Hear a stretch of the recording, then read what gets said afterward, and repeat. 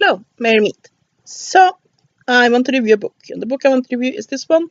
It's Spellbound, the Teenage Witch's Wiccan Handbook by Teresa Mooray. Or is it Mooray? Mooray it is. Wait, there it is. And first I want to say that one thing that has always irritated me is this enormous negativity that a lot of people within the Neo Pagan community have when it comes to teenagers in our community. I was a teenager myself, and when I was a Wiccan, now I consider myself to be a chaot that has a mostly Neo-Pagan paradigm, but when I was distinctively Wiccan, I was a teenager, and I remember all that hostility that were. And I mean, there's a lot of people, oh, but my teenager, I don't know what I want, and it's just a phase, and it's, they are going to move on to the next cool thing. Yeah, some of them are, and that is completely fine. Teenagers are not the finished product, to say it like that.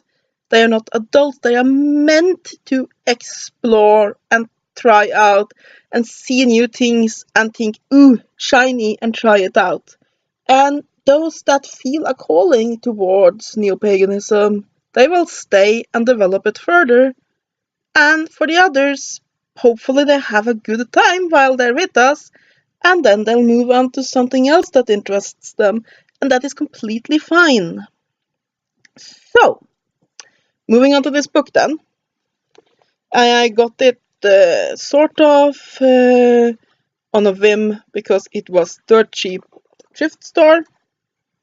So, what you have here, you have Introduction, The Craft of the Wise, First Steps in Magic, The Four Elements, Magical Secrets, The Magic Circle, Darkness into the Celtic Winter, Light into the Darkness into Light the Celtic Winter, Light into Darkness the Celtic Summer, Witch's Moon, Spells, Into the Realms of the Gods.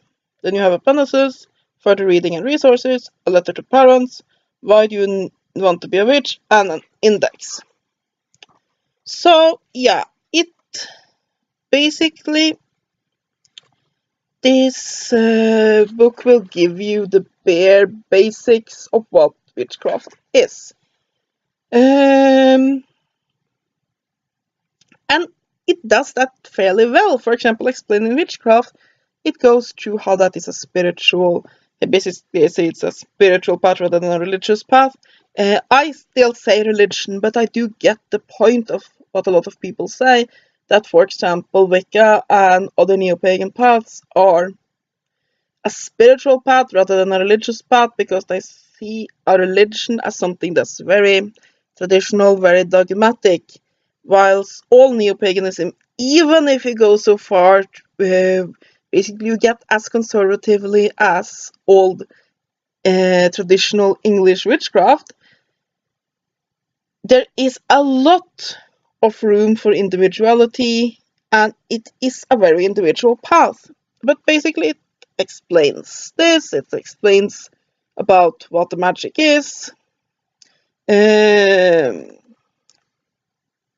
what witches believe, a little bit about basically the core religious beliefs about the god and the goddess, the elements, the turning of the wheel of the year, those very basic things.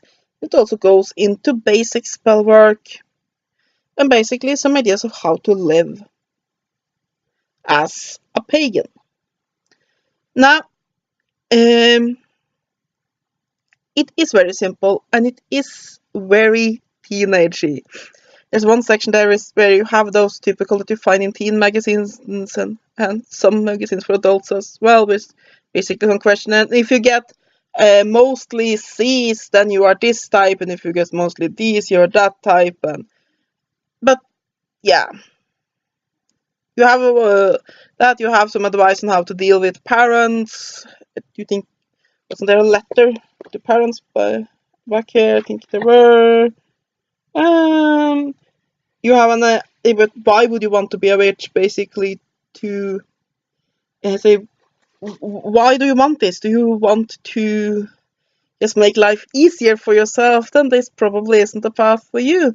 if you don't want to do the work and don't want to spend a lot of time learning, this might not be the path for you. It basically gets into quite a bit of detail, and you have a letter to parents, which basically also explains very quickly what this is. Explains about visualization. There's a pretty silly section a bit with who should be a patron deity, which is basically one of those questionnaires. And you get mostly C's, then this god, and if you get mostly A's, then this god. And it's basically those. Before you had the typical Facebook and internet personal analysis games, you had them in magazines where you basically had a lot of questions and you had A, B, C, and D. So it's basically if you are go walking with your lover, what would you prefer? A moonlight walk, a walk on a busy shopping street, and you basically you pick one, and then we have all seen those. To find you have one of those to find your patron deity. Okie dokie then. But you have little blurbs about various forms of gods. And yeah, I mean, there's nothing wrong with this book. It works perfectly fine. Basically, if somebody is interested in witchcraft and they pick up this book, and basically they will be able to take the first steps into neo-paganism. Now, there are far better books to start with. And I don't think that because you are a teenager, you need a teenage-focused book. Teenagers are actually able to think they can read a normal book. I started with perfectly normal books. I think I started with Scott Cunningham books, and then went on to the Big Blue. Basically, you don't need to have things specifically for teenagers. And I hate to say it, but if you want a book particularly for teenagers, then that Silver Ravenwolf book is better than this one, because there's so much room taken up by those idiotic quizzes. There's a lot of them. And yeah, they don't do much. But there are some good spells in here. I basically picked it up for two things. One is that I like to read introduction books at times, because the more voices I hear, basically when I hear their opinions, the better I can define my own way of looking at it. And also there's always cute, simple spells in books like this that fit very well with basically bringing magic into your everyday life, which I like. So yeah, candle making, egg decorating, whatever you might want to do for the seasonal holidays. It basically gets you covered. It's not the best book of its type, but it will work. So yeah, the spells in here are pretty basic and cover various things that a teenager might be interested in, but yeah. I do think that at times it talks a little bit down to the young audience this book is intended to. But other than that, it is perfectly fine. The quizzes are worthless and they take up space in the book, and like a lot of books that intends to introduce a topic, it doesn't go into a lot of depth on each one of them. So let's just find a topic here. Bum bum bum.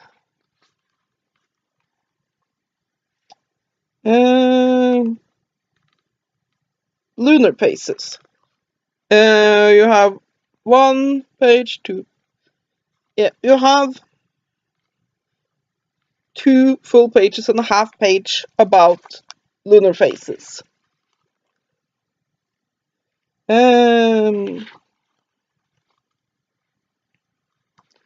about the tools here, we have a little blurb this big about salt and water. Blurb this big about the sensor. A little bit bigger than that about the cauldron. It's basically little blurbs about all the things, but it's enough information to get you started, and that is the intention of the book, is to get you started. Like I said, I do recommend, even when it comes to very young witches, to start out with things like Scott Cunningham, because when it's not directly intended for teenagers, it tends to get better. Excuse me, my phone is screaming. Where were I? Yeah. Like I said, when it's not intended for teenagers, it tends to not talk down to the reader as much. But all in all, if you can find this book cheaply, it's a pretty decent one. I definitely think it was worth the $2-3 I paid for it. And so that's my review of Spellbound, the Teenage Witches Wiccan Handbook by Teresa Mooray, and it is by Ulysses Press. Hope you have a great day, and blessed be.